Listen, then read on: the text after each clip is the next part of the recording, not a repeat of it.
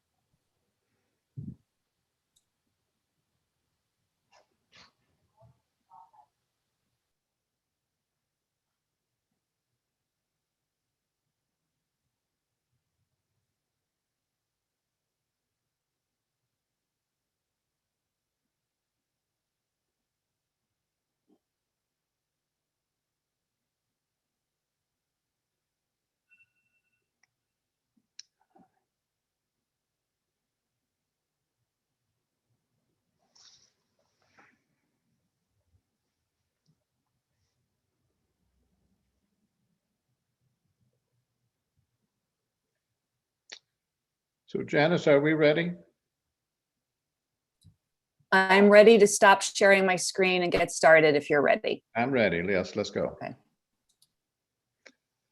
Good morning. My name is Sam James. I'm president of the parish board, and welcome to the 2021 annual meeting. I'd like to ask Reverend Jablonski to lead us in a word of prayer as we get started. Hi. So these are the words of Leslie Ahuva Fales. It's all that we have been, all that we will become. All that we have been separately and all that we will become together is stretched out before and behind us like stars scattered across a canvas of sky. We stand at the precipice, arms locked together like tandem skydivers working up the courage to jump. Tell me, friends, what have we got to lose? Our fear of failure, our mistrust of our own talents? What have we got to lose? A poverty of the spirit, the lie that we are alone? What wonders await us in the space between the first leap and the moment our feet or wheels, however we move our bodies across this precious earth, touch slowly and softly on the unknown soil?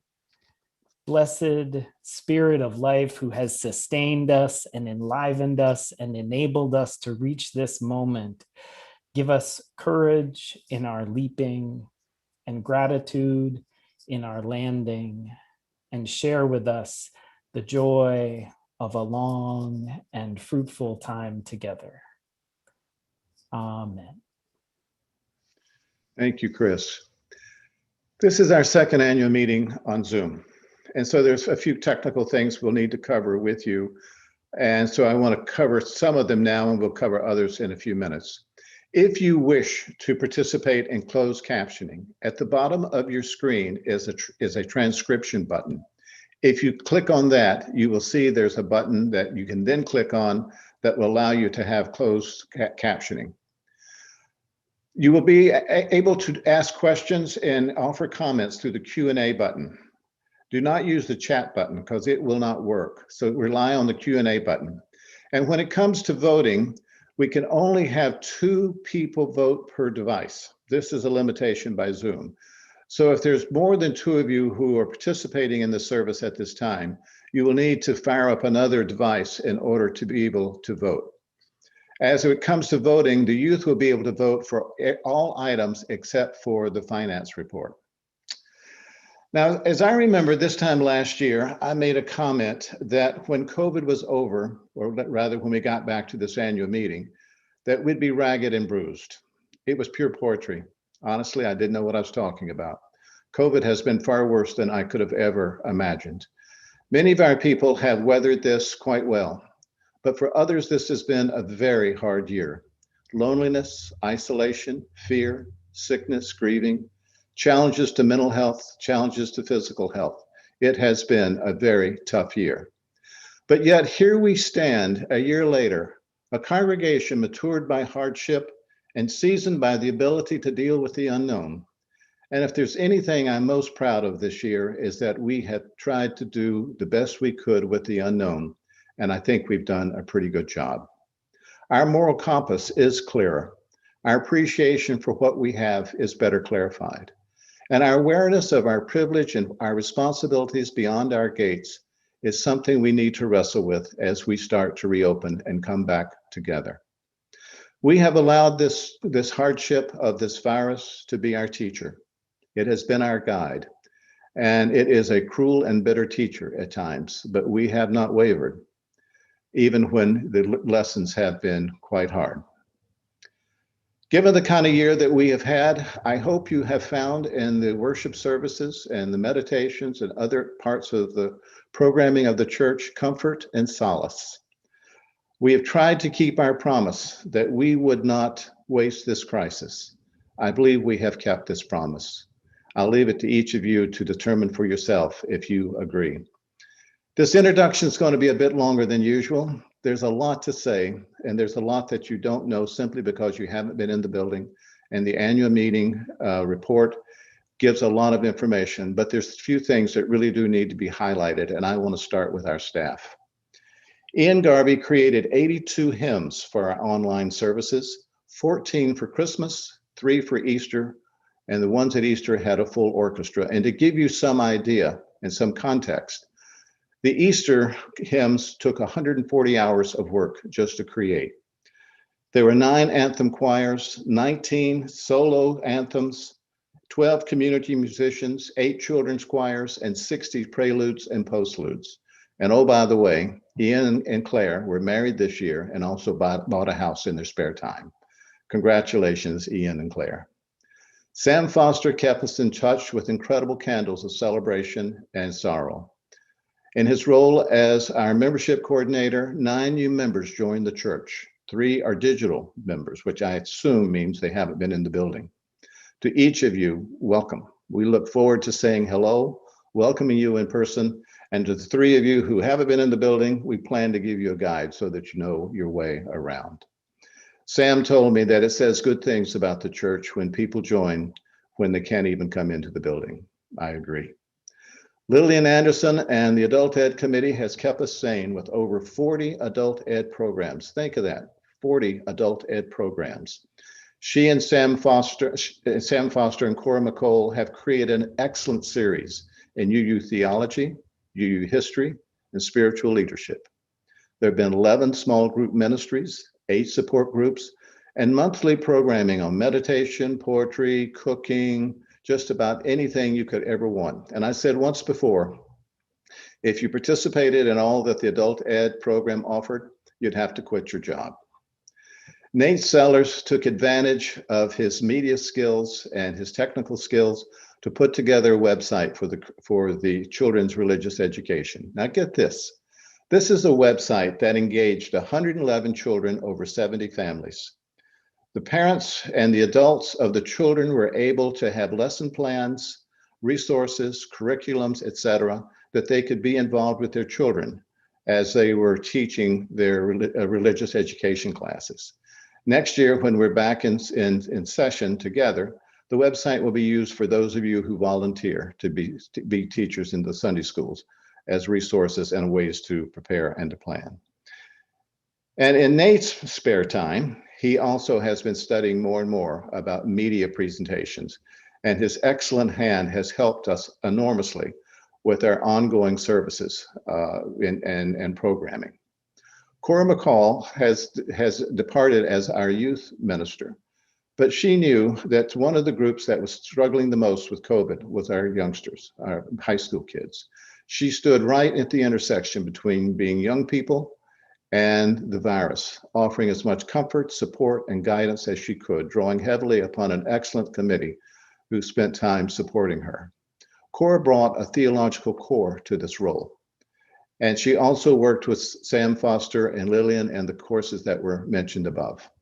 And Janice Zazinski took advantage of this time to totally automate the office, the way we pay bills, the way we bank, the way we schedule things. And she's asking that we, in turn, start to pay our bills online so that the whole efforts can be more coordinated and better used. In Janice's words, this makes everything simpler, faster, and more accurate. And Reverend Chris has been the quarterback behind all of this in order to make it happen. He's been part of over 100 videos for meditation and worship services. He's helped manage strategizing and the implementation of our digital presence. He's provided weekly supervision and semi-annual reviews of all of our staff and coordinated a staff into what I think is the best staff that we have ever had.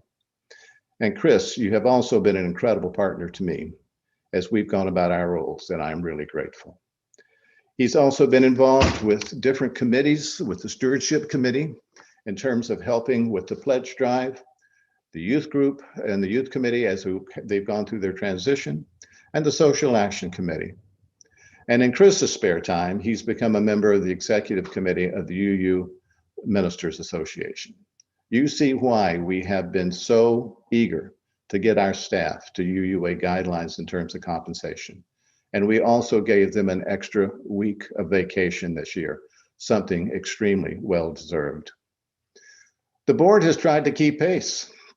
We have worked closely with the COVID task force, trying to make sense of this virus and make good decisions on behalf of the church. We've led the HVAC project of better ventilation within the church and worked closely with property care, finance, FCB Green, and FCB Forward. And Jody Renoff, our clerk and a member of most of those other committees, and an environmental engineer, has been our lead on this, and an exceptional lead has Jody been. He will give you an update on this project, which hopefully will be winding down in the next couple of weeks. We've worked closely with a strategy, something that we're experimenting with, but it has been a good guide in the course of this particular year. If you have experience with creating strategy in organizations and can consult with us, we would appreciate your hand. We want to make this an ongoing practice of the board, but we do need some guidance and assistance on this. Just let me know, president@uubelmont.org. We have also, hopefully will be about refurbishing the church once the construction is over. And we've created long-term financial escrow plans, knowing that in the future, we have to have new air handlers, boilers, et cetera, big ticket items. And so we are putting aside $20,000 a year in the budget so that the next time we face these big items, we will have enough money to pay for them.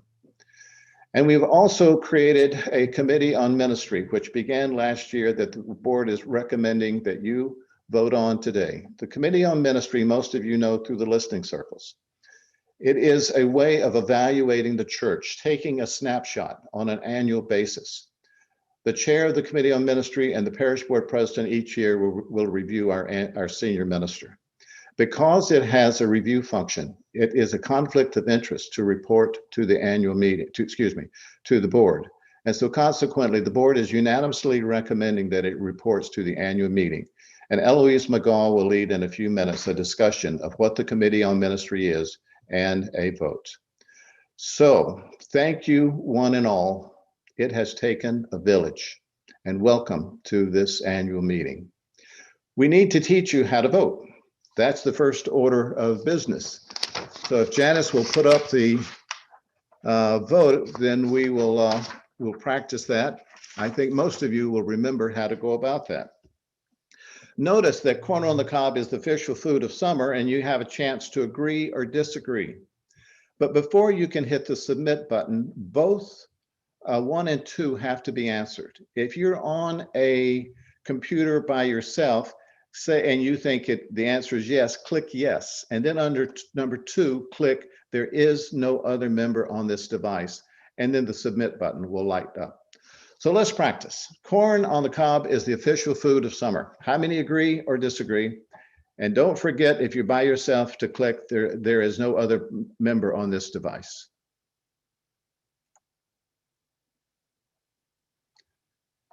And we will wait for all the votes to come in. Sam Foster is leading our accounting department at the moment. So he is our trusty person who'll be counting the votes. And I'll do my best offshore while we are waiting for the votes to come in.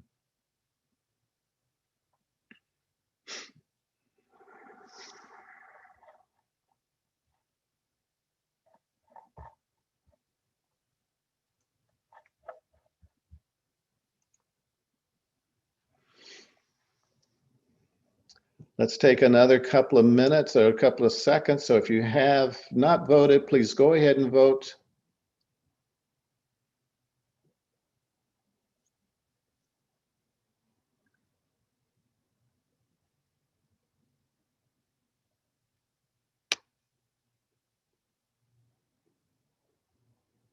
There you have it.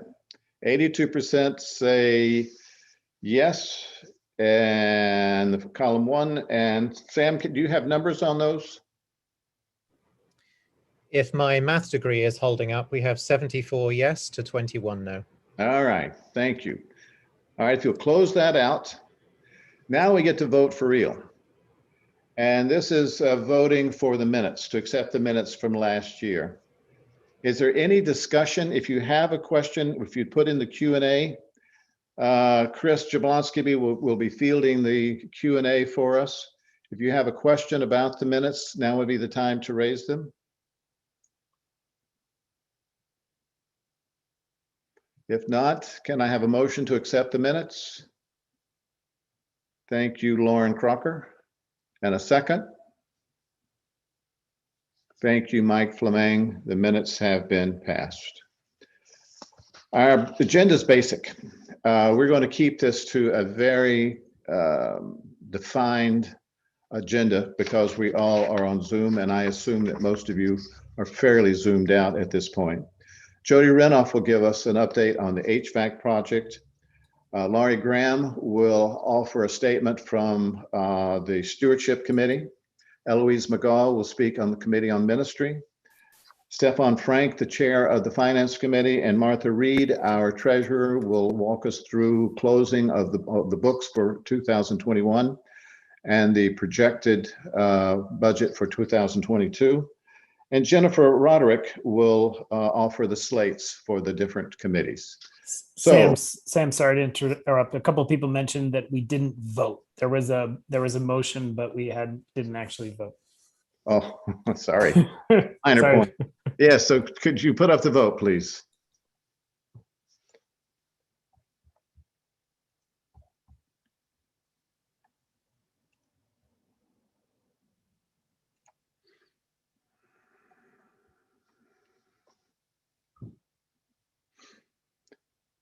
In a democratic institution, it does go against our basic principles to not vote.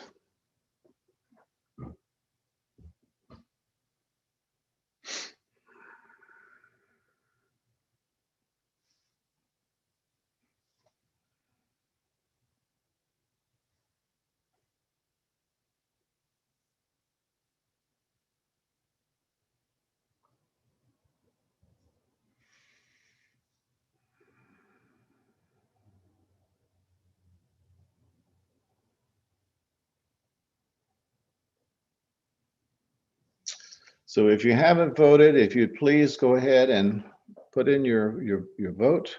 We'll get them tabulated.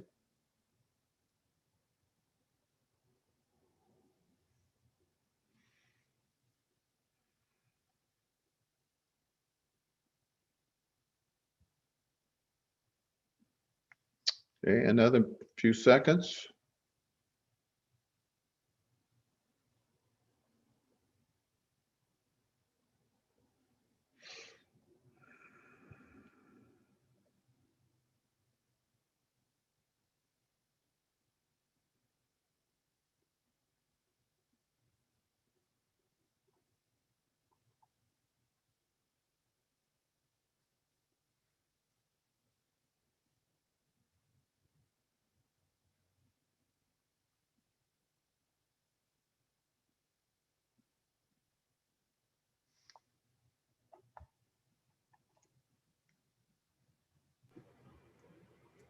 And that's 93 yes to 1 no. Okay, thank you. I'll try not to jump past any more votes here. So let's get back to Jody. And Jody, if you'll give us an update on the HVAC project. Thank you, Sam. Yes, I'd be happy to. I'm Jody Renoff, member of the Property Care Committee, and I've been working with the Property Care Committee on the HVAC project, as you all are aware. I'm going to show a couple slides to first recap what the project is, and then to talk about where we are in the project.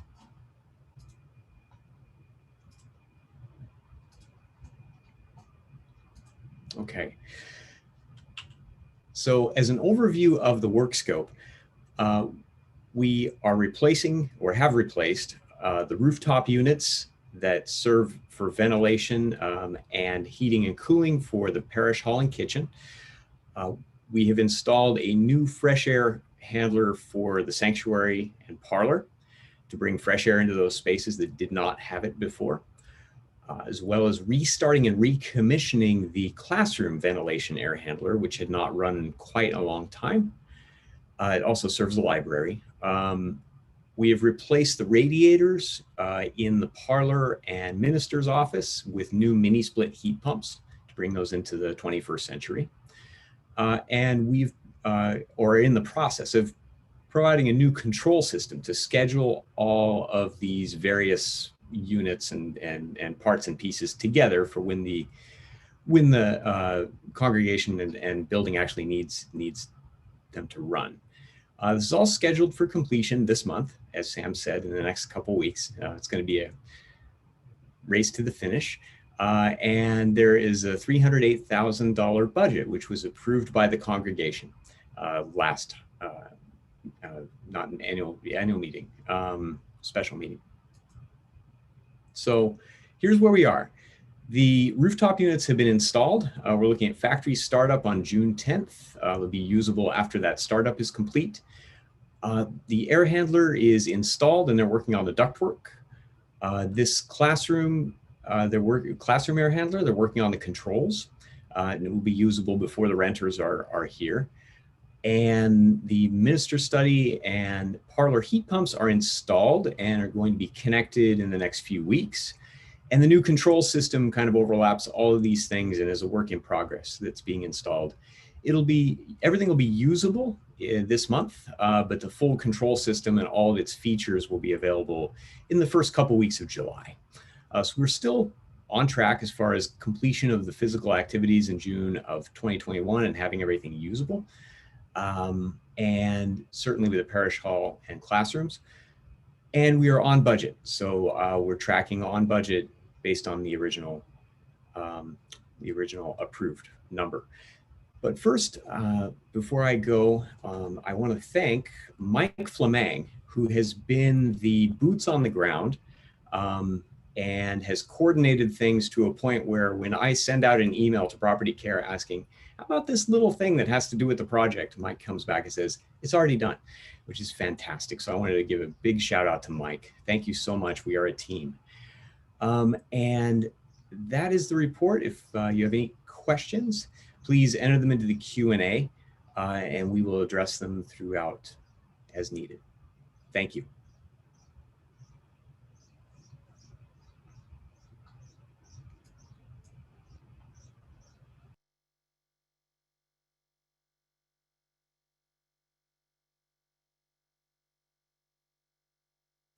Lori Graham has a comment about the Stewardship Committee and the pledge drive. And hi, before I make a statement from the Stewardship Committee, I just want to extend the congregation and the parish board's thanks to the entire Stewardship Committee, which is Catherine Canfield, Susan Ghali, Anna Hammock, Brian Cupperell, Bruce Logan, and Sarah Oaklander. We so appreciate your tireless efforts during this campaign.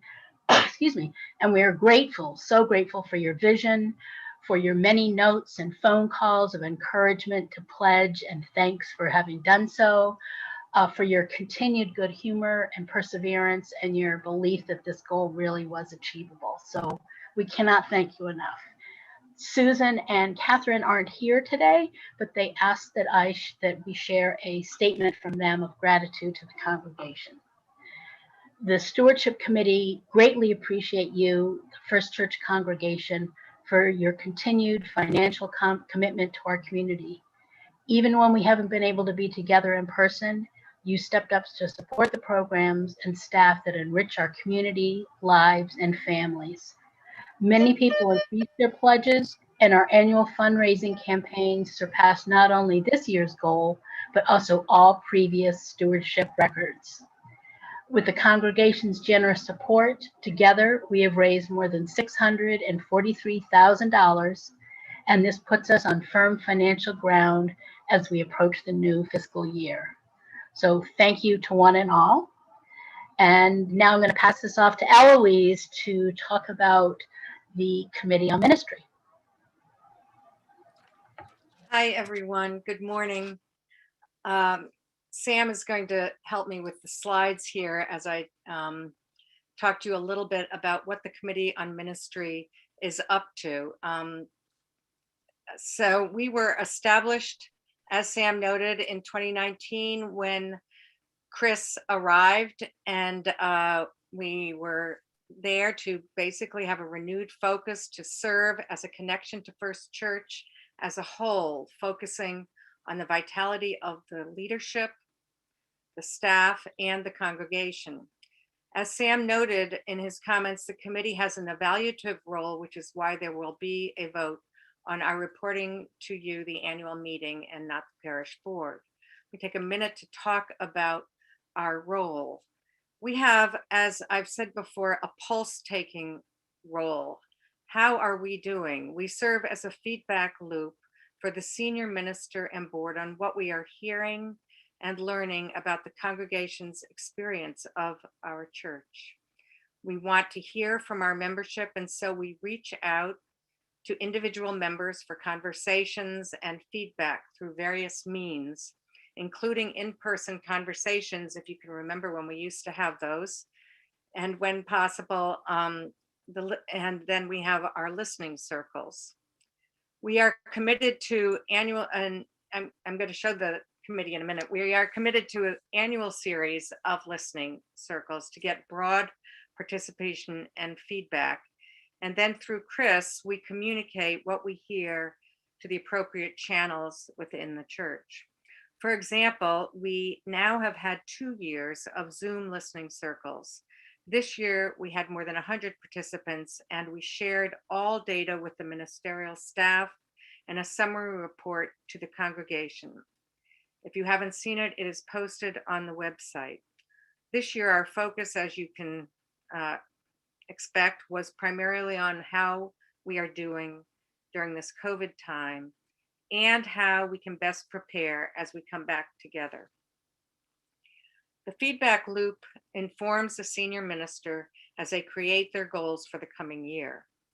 In the future, we will be focusing on First Church programs more specifically, as well as the senior minister's leadership and direction of the church.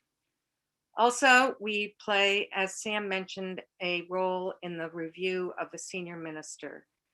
Utilizing feedback from various stakeholders, the chair of this committee and the parish board president are responsible for providing a written annual review for the senior minister on his efforts to achieve annual and longer-term goals. A summary of this review is shared with the board. And this is the first time that an annual review process has been formalized. Now I want to introduce you to our members. We have 6 to 8 members originally, 6, but serving 3-year staggered terms. The 3 members at the bottom of the slide, Leslie, Gabby, and David, had served, as you may remember, on the search committee for Chris. They agreed to serve as 1-year term on the committee when we started as a transition, because they had worked so hard in doing listening circles and getting a good understanding of what the church's needs were in terms of leadership. And then when COVID hit, we asked if they would continue an additional year. And they were wonderful and did. And I want to thank them, especially not only for their work on the search committee, but then extending that time to be with us and to help us formulate ourselves as a committee and develop our feedback loops. They will be leaving the committee, and then you will be voting on 3 new members who will be joining the rest of the group in this year coming up. We also hope that those who serve on the committee will serve as ambassadors and continue to give us feedback on what they are hearing.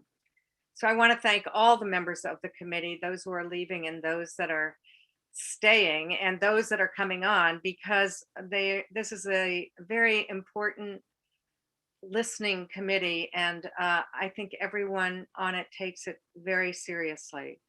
I really hope that you, our community, can get to know us, who we are, and have a fuller understanding of our role as we continue in this important work.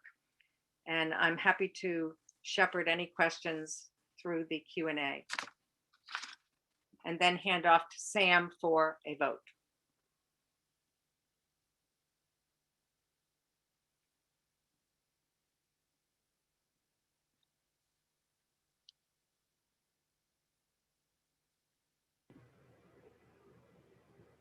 I think this would be a wonderful way for us to be able to step back and take a look at ourselves, and as an organization, be able to make changes in real time, as opposed to when a crisis or some other event occurs. So there's one question, Chris. Yeah, from Jonathan. How do members get selected? Do you want me to answer that? Sure. The members will be selected in the future through the nominating committee, which is why we are asking for this vote today. In the past, we just looked for people, tried to get some diversity on the committee in terms of age, and Chris and I and others on the committee would recommend people.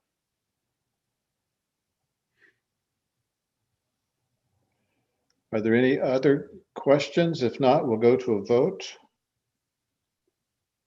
Janice, if you could put the ballot up, it looks like there are a couple more questions. Yeah, Jonathan asked about the bylaws, if there's any mention, and then we have a motion. So first, if there's any mention in the bylaws. There is not a mention in the bylaws. We are going to do a full review of the bylaws over the next year. And then it will be included and be back to the annual meeting in 22 for us to be able to address. But at this point in time, we have not made a revision, but one is planned.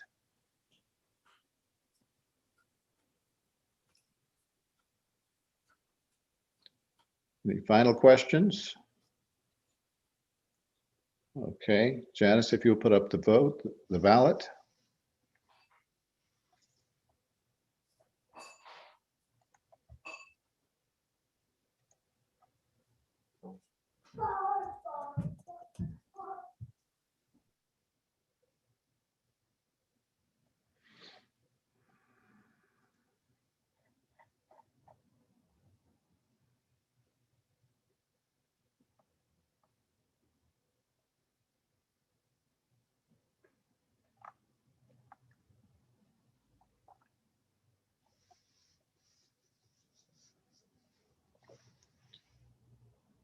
So if you haven't voted, go ahead and vote so we can tabulate them, and we'll bring up the final vote.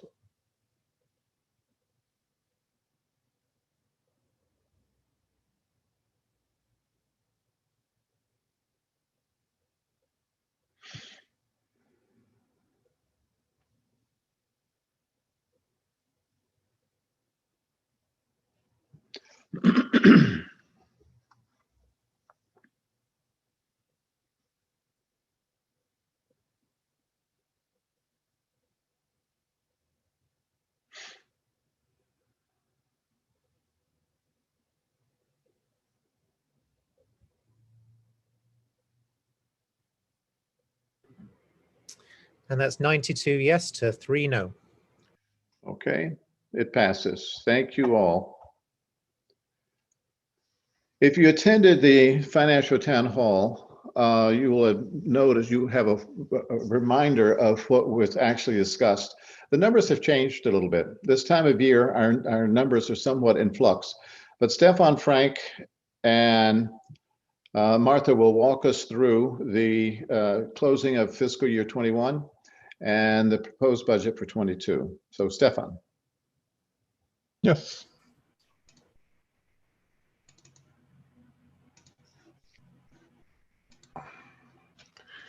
Hi, everyone. My name is Stefan Frank. I'm the chairman of the Finance Committee for this year, and want to present the report about what the committee did and how the numbers look like for the church. And then also at the end, propose a budget for 22, which is what we then will vote about. Good. So let's get started. Who are we from the Finance Committee?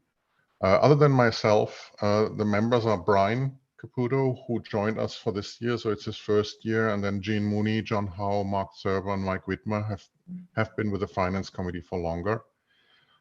This year, we're gonna getting into next year, we're gonna leave the members the same because there were so many things that were moved around, with COVID and all this mess, that we think, that institutional memory here is important.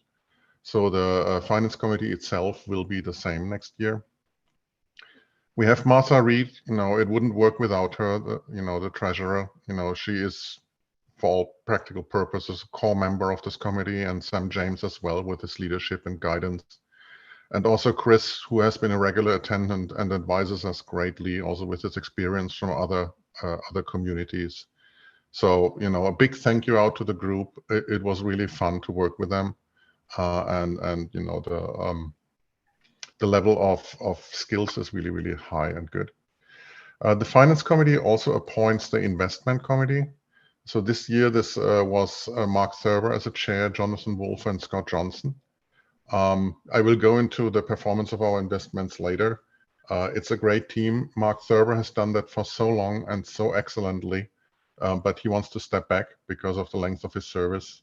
So I want to have a shout out that if any of you is interested helping us, safeguarding our investments and guiding them together with Jonathan and Scott that stay on, please contact any of us, and we will look into that. So the focus on this past church year, financial year 21, was very tactical because the pandemic created so many uncertainties that we had to, every meeting, we had to go through the numbers, see what has changed, see which assumptions have changed. So it was a very tactical year. There wasn't much discussion about the bigger strategic financial goals or something like that.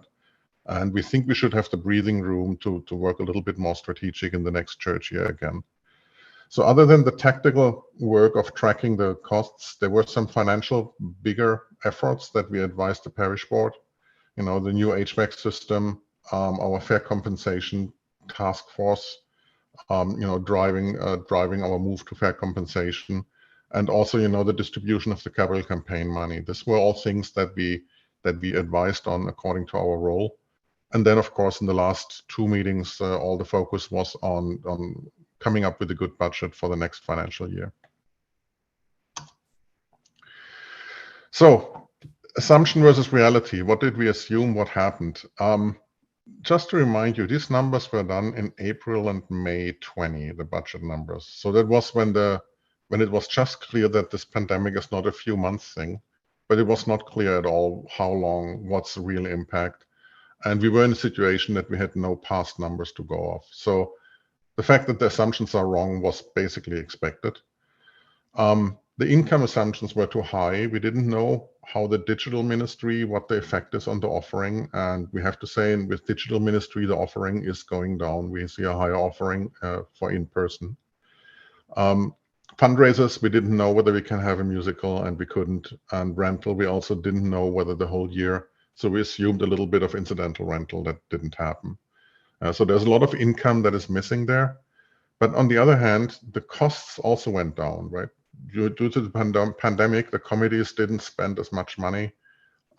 Utilities went down because, you know, the building was unused. And also maintenance, snow removal, and all that also went down. So that was a good balancing factor. And then the other one is just we have an amazing community, and I thank all of you for that, because we assumed that in this difficult times, pledge fulfillment would go down, and it hasn't. Pledge fulfillment was really high. And after the last financial town hall that was salary oriented, we even got increases in pledges that were not part of the budget. Yeah, so the pledge and, you know, the lower cost made more than up for the income problems. So overall, we ended up with a budget that was 10K better than we expected. So where we are right now, we have a state-of-the-art HVAC system, or we nearly have it. End of the month, we will have it. We could fund then from the combination of our long-term building fund and campaign money. So we had to reduce some of the campaign goals, unfortunately, a little bit. But, you know, it was working out because the distribution of the campaign money was not finalized, which turned out to be really lucky for this particular problem. We also were able to give our staff a rise of 9%, which is a significant raise in the middle of a pandemic, especially. And so we are really happy that we could do that and show the staff how we value them, because, you know, they are just terrific. And for all of that, we did not need a PPP credit, even though we were pre-approved. Would have been questionable anyway whether we would qualify, but we can proudly say, due to the stable finances that we have, we didn't need to take that and leave this PPP money for people that are more deserving. And it looks like we're going to end up with a $20,000 deficit. We did initially plan a $30,000 deficit. We have a stabilization fund that at the beginning of this year was at $92,000. Right, so we felt that we can use, you know, for this unprecedented time, we can use $30,000. We're going to stay under $20,000. So it is a really good outcome. Again, big thanks to the congregation for coming through on the pledge, and big thanks for all the people involved in, you know, the HVAC system, the task force for the fair compensation, and many others, you know, that work together with us and the parish board. So these are some detailed numbers. Martha, do you want to point some of the changes out? Sure. These are the things that Stefan mentioned in words that we see in numbers here. The most amazing part of this past year has been the pledge fulfillment, both with the numbers that people are paying on their pledges, but also, as Stefan said, the pledges that came in after the budget was finalized. So we really had an extraordinary number of new pledges and pledge fulfillment. That was the good news on the income side. Then, for obvious reasons, the offering was down. We weren't in person. Rental income had no summer rentals. That's a big part of our the rent of from the Johnson House is rented out on an annual basis to Powers Music School, but typically we rent to Powers and also to a program called BASIC, which is Belmont After School Enrichment Collaborative. We usually rent to both those entities during the summer. Obviously, last summer we could not, so we were down a hit on the income for rent. We had also included $8,000 from a musical, Optimistic, but we obviously are only recognizing the results of the portion of the auction fundraiser that will come into this year's budget. Going down to expenses, the admin line came in under budget because the insurance costs had been budgeted too high. Utilities came under just because of the lack of use of the building, and committees underspent because there weren't programs happening actually in person. So that's a very brief summary that comes down to almost to a $17,000 deficit as opposed to the $30,000 we had planned. So all in all, what we hope will end up a really remarkable year.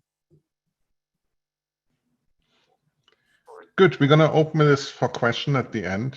We are also, as Sam said, we're not going to vote about this report of the past year. But as I said, let's open it for questions at the end. I also want to quickly, as I said before, talk about the investment performance. So our investment, our endowment is largely consists of fixed income securities to the tune of about 20% right now, and to 75%, 3/4 of our endowment is in equity, and then of course a little bit of cash for the cash flow.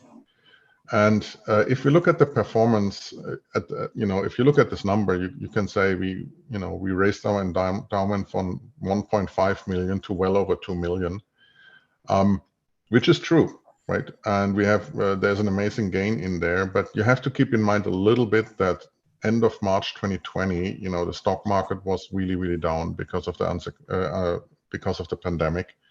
So the timing here plays a little bit of a role. What the investment committee managed is beat the indexes. So on the very right, you see in the parentheses, you see what the benchmark would be, for fixed income performance and for equity performance. And you can see that the investment committee, beat the benchmark. So they did a really good job safeguarding our money. And, I'm really thankful for this because I feel that our endowment is in very capable and safe hands. Right. So our endowment is now a little bit over 2 million, as you can see. I also want to mention the liabilities that went down. It was a goal of the capital campaign to go down to 0. We couldn't achieve that goal completely because of the HVAC system. But what we did achieve is that all the external loans are paid down. The Santos loan is paid down. There is no mortgage on the building anymore. And we have a standing liability of 150,000, which is a loan to our own endowment. So it is basically a promise to pay back more than a loan. And it is related to the HVAC system, for the financing of the HVAC system. Good. So far about financial year 21. Now let's get into financial year 22. So what are some of the top line things? The one with the 3 exclamation marks, is the pledge is up quite a bit. And again, I just feel, working with this congregation, with this generous congregation that stands with us and protects this community in hard times like that is just amazing. Seeing that pledge, and I don't want to neglect the hard work of the stewardship committee and Chris and everybody to basically have this all money written down. Because it makes our work in the finance committee really, really easy if we have the numbers relatively final at this point. So a big thank goes out to them, but also a big thank to all of you who actually gave. It's just impressive. We can also assume, an open building from September, at least for services. I know that we might not have incidental rentals right away and stuff like that, but we can assume in building services. The summer rentals are there this summer. So this summer, the one of the bigger chunks of the rental income is happening. And we can assume an auction. Auction is in the works. And on the other line items where we had a big hit from the pandemic, the offering, we assume that in-person services will raise the offering to some extent again. We don't assume full rental income in terms of incidentals because we don't know yet when we really feel comfortable about, having weddings or something like that back in the building. And we're also careful with projections from the musical. So we assume relatively low income there because we don't know how many kids will really, be in it, which very directly then computes into the profit that we actually see there, right? So we are cautious, but we can assume that this picks up again, all of these 3. Yeah, so the proposal that we're going to see in a second, and then is also available for download on the website, is the budget is balanced. That is great news because when we did the last year's budget, we already expected that we might have potentially have a deficit budget, but we can balance the budget. We can get the staff fully to the UUA midpoint, which is actually 1 year earlier than we committed or, than we communicated to our staff that we hope to be there. And this is also something that makes me feel really, really positive about this budget, that the staff is now fairly compensated. And in this time. It leaves some money that we're going to invest in ongoing digital ministry because over the last year, we developed quite a bit of proficiency in digital ministry, and we have people that, that we reach with these channels, that rely on these channels, and that will continue using these channels. But now we have to run both an in-person, in-person services and in-person ministry and digital ministry, which of course means that people like Ian or Nate, who were heavily involved in digital ministry have no less time for this. So we have a very limited 8K around that in there and have some ideas how that works. We also increased the UUA use because we do not pay 100% of our fees to the UUA. I don't know the exact number, but it's around 80% that we are paying right now. And we want to get this back to 100%. It's not going to happen in 1 year, but we're going to get roughly halfway there this year and hope that we can go back to fully funding the UUA. And the last is something where we learned with the HVAC system that our building fund, that we so far replenished with $10,000 every year, that this money is just not enough. The building fund was at 50,000 and the HVAC system was on end of life. And even though the 308,000 adds some things that are really additions and not just repair, the 50,000 would not have been enough to even replace the HVAC system. So we have a task force kicked off under the leadership of John Howe that will find out how many do we have to put aside. But we already know that 10,000 is not enough. So we also built that into the budget already. So we don't plan that money long term. Yeah, so these are the detailed numbers. Maybe again, Martha, if you want to give some commentary as well. Okay, so primarily the same line items that we looked at for 2021. as a number of people have said, the current year projections for next year for the pledge drive are what's just off the charts and is making this whole budget possible. We've also increased the offering income to be equivalent to what we raised in 2020, when was the last time we were back in person for a full year. So we're hopeful that this coming year will get us back on track for actual Sunday offering income. The rental income for 2022 includes $27,000 of rent from the 2 summer programs I mentioned earlier, but little in the way of incidental rentals. Hopefully we'll be surprised by that, and we can bring in some additional revenue for that line item. Income from fundraisers is, again, the auction money, and because of the uncertainty about when children will be vaccinated, projecting a very modest income line of $1,845 for the children's musical. The one item that is just key to remember was we previously sent $10,000 straight from the endowment fund to the building fund, which bypassed the operating budget completely. We felt it was really important to reflect that transfer here in the operating budget. So the income has gone up by $10,000 in the investment and interest. We'll see the corresponding increase in expense too. As has been mentioned, the extraordinary ability to achieve compensation for our staff, everybody to be at the midpoint range for the UUA salary compensation guidelines.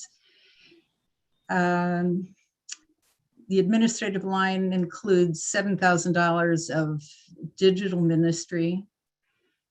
The UU and other organizations line increased the UUA dues by $3,000 for 2022, inching us towards the fair share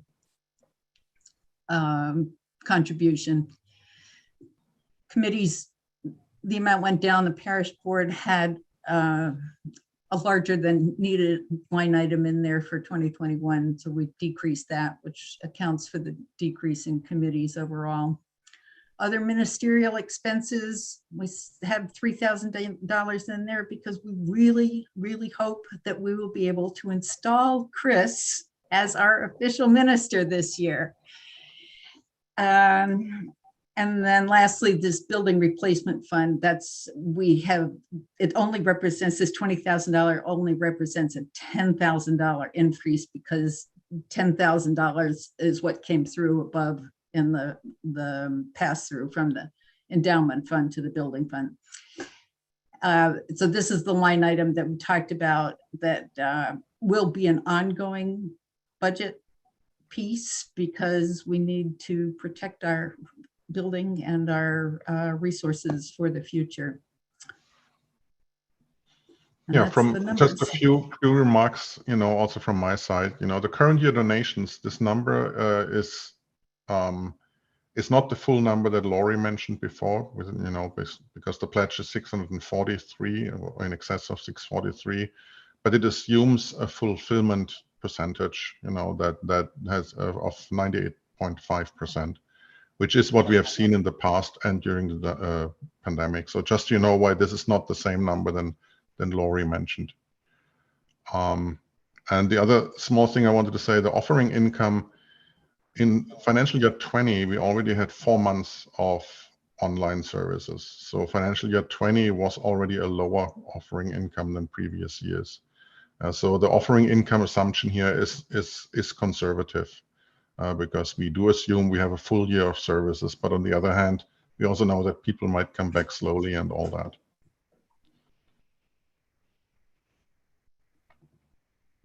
Good. So I think that's it from the slides that I've prepared, and very open to questions right now. Maybe I put this back because this is what we're going to vote on.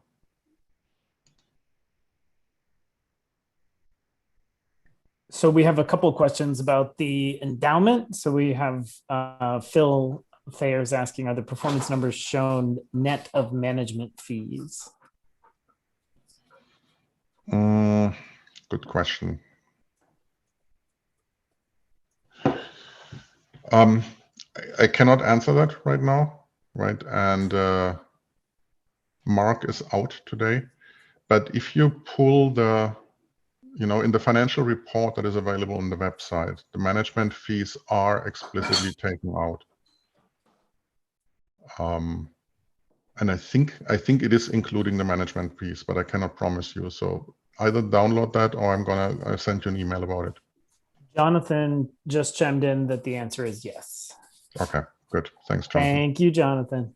And then let's see. So Janet Amplet asks, is there a plan to keep our endowment at the same percentage, 75% in equities? Again, I mean, Jonathan, would you feel comfortable answering that question? Or should we follow up with Mark? Okay. He says yes. Can somebody unmute Jonathan? I believe he's not a panelist, so I don't believe we can, but I think we can keep echoing his. And Monty Allen mentions, if you can, please verify that the very good investment performance was achieved through fossil-free investments. So there's no final answer how much of this is due to the fossil free or not. Mark is still looking into that, is happy to send this around. So the benchmarks that we've shown were benchmarks that were not fossil free, right? And of course our investment is fossil free. So we did slightly better, but whether that is just because of good work of the investment committee or whether it has to do with the fossil is something that Mark feels he has to dig deeper into before he can answer. And Donna Ruvolo asked, the administrative expenses jumped by 15K, about 7-8 for digital ministry. What is in the other 7 or 8? Probably Martha or whoever. The other part of the admin increases are the Zoom licenses, a lot of the tools that have had to be activated this year in order to be presenting everything that we have virtually. So it's about that. That's primarily what the difference is all those licenses. And then the Landfrieds say, please clarify about the mortgages. Sure. So I assume you mean the loan that I have there, because we do not have a mortgage anymore on the building. So what happened is that we had a loan from the Santos Foundation, which was then basically a mortgage on the building. And then we had a loan from our own endowment. And that loan to our own endowment is basically a promise to replenish our endowment over time, right? So we treat it as a loan formally, but of course we borrow money from ourselves, from one of our own, pots. And what happened is we were already having the Santos loan paid down completely from the campaign money. And then when the HVAC situation came, we did also plan to pay down our own loan, means replenishing the endowment to the point.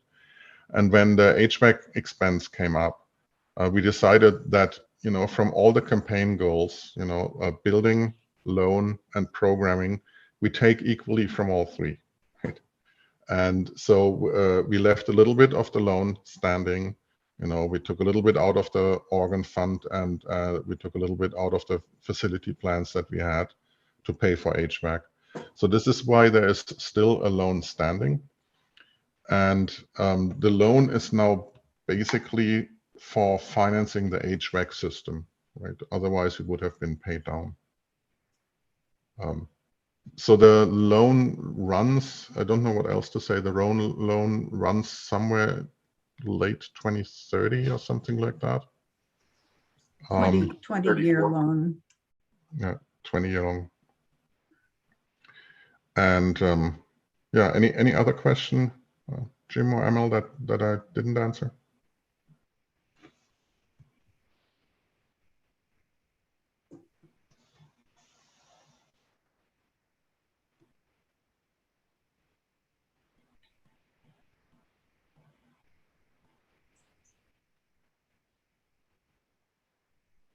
There's a motion, Sam, by Lynn Peterson, and a I second. got that, but I want to make sure, Okay. I want to make sure there's not any more questions. And Stefan, if you take the slides down. Okay. All right. Is there a motion to accept the committee's report as presented? Thank you, Lynn Peterson Reed. A second. Thank you, Doug Maceda. So if you'll put up the ballot, we'll vote on this to approve the fiscal year budget for 22.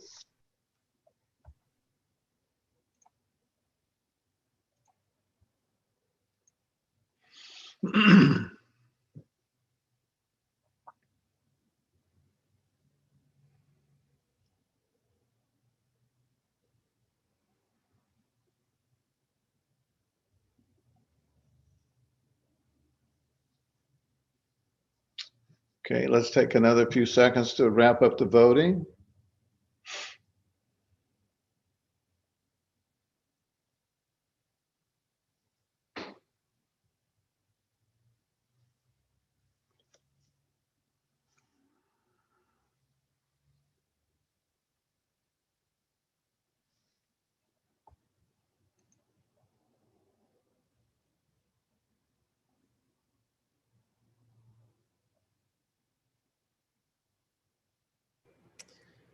And that's 94 yes to 0 no.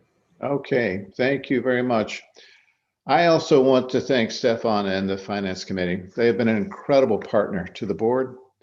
Watching them work in action, the whole thesis of the Finance Committee is that we were going to be very conservative because it's part of the unknown.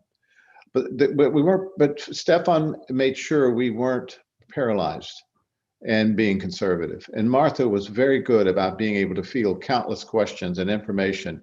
And so many things were looked at over and over again until we finally thought we'd gotten it right. And you as members have contributed in a way that has just been heartwarming, because I really worried about this coming year financially, and we are in great shape and there are no worries. So thank you. Now let's move on to Jennifer Roderick and the nominating committee. Yes. Hi, I'm Jennifer Roderick. I'm one of the co-chairs of the Nominating and Recruitment Committee. This is Hans, he's my tech support. And I will now be presenting the slate of candidates to be voted upon today. Here goes. Okay. Is that working? Yes, okay. So first off, we have the parish board. We have one new officer joining us, James Henke as clerk. He's replacing Jody Renoff. Other continuing officers on the parish board are Sam James as president, Lori Graham as vice president, and Martha Reed as treasurer. We have three new at-large trustees, Priscilla Cobb and Roger Gallagher, each serving a 3-year term, as well as Lynn Reed, who's serving a shorter term. She's actually taking over from another trustee who had to step down before her term was over. And continuing at-large trustees, we have Pam Eggert, Anjali Kumar, Doug Maceda, and Bayard Klimasmith. Next, we have the Finance Committee. As Stefan said earlier, all are continuing members. We have no new members to vote on. We have Stefan Frank as the chair, Brian Caputo, John Howe, Jean Mooney, Mark Thurber, and Mike Widmer.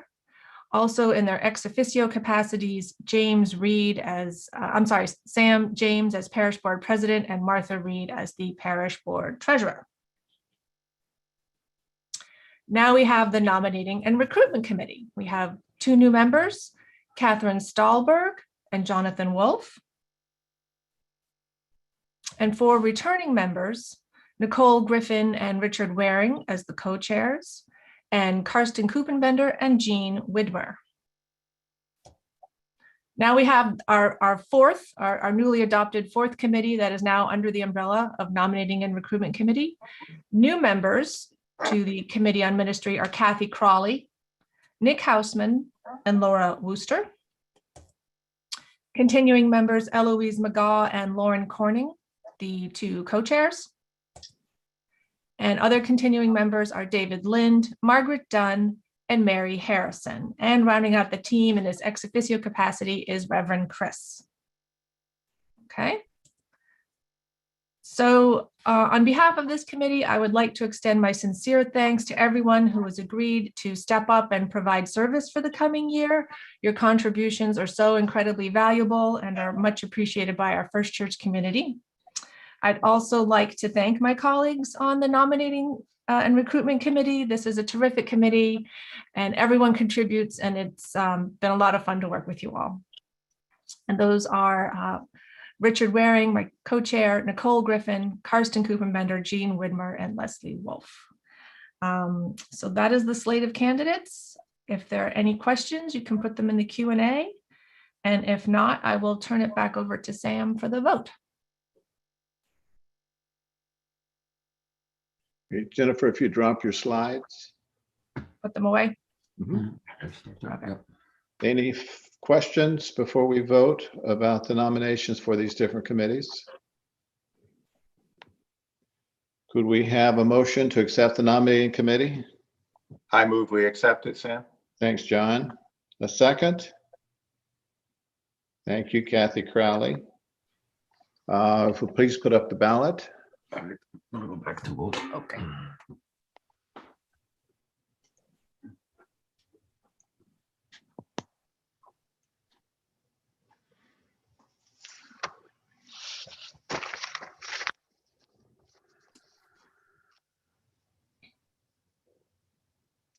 Take another moment to finish voting.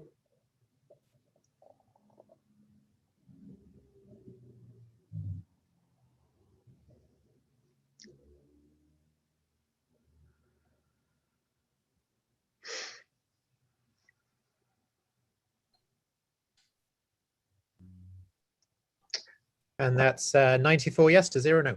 All right, thank you. Jennifer, to you and your committee, thank you. I've been on the nominating committee. Making sure you get people for all the slots is a little difficult, especially as busy as all the members of our church are. And James, Priscilla, and Roger, when we are getting people of the quality of you to join the board, we're doing a lot right. So having you join us is not only a real gift, but a verification of some of the things that we're doing. As we start to wind down this meeting, there are a few thank yous that I want to offer. One is to Marion Westgate, who is leaving the board after many, many years on the board as vice president, president, and president-elect, excuse me, as past president. She's offered us a steady hand, guidance, a real sense of how an organization needs to run, and provided clear and thoughtful wisdom when we have most needed it. She's been a good friend to me and when we've had sidebars talking about different pieces. So Marion, you will be missed. And Jody leaves us, and whenever Jody walks into a room, you have a quorum. He's touching so many bases on the part of the church that his commitments are invaluable. And 10 years from now, when someone bothers to read our minutes, they will know exactly what we were dealing with during these 4 years. And Jody, your leadership with the HVAC is incredible. The one thing I will say about you, Jody, is whatever you take up is done with an A++ quality. And it's a real gift to each of us. And Steve Saar is leaving as a trustee. Steve has provided us with steady guidance, goodwill, a sense of humor, and helped us stay focused and able to deal with our work on the board. So to each of these three people who are leaving, I know you'll be taking up other roles and capacities within the church, so it's not like you're saying goodbye. You're just moving over to another role. And I want to say thank you. And to all of us, we're beginning our 166th year. We have had hundreds, if not thousands of people who have come before us who have laid a foundation on which we have benefited. And I think we are truly taking that gift and strengthening it and making it better for the next generations. And as we come back together, let us celebrate as a community with a newfound commitment and energy to make this community richer, stronger, and better. Now, can I have a motion to adjourn? Thank you, Jean Mooney. And a second? Thank you, Brian Caputo. So everyone, we need to vote on this. If you will please vote to adjourn. this will be a wrap.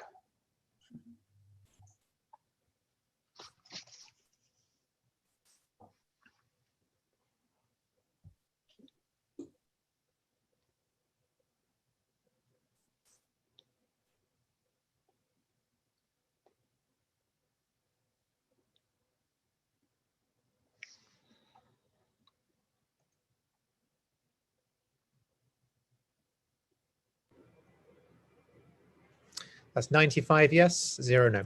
All right. So thank you, everyone. Have a good summer. We look forward to seeing you in the fall, literally, and I hope this is our last COVID all-church meeting. So long.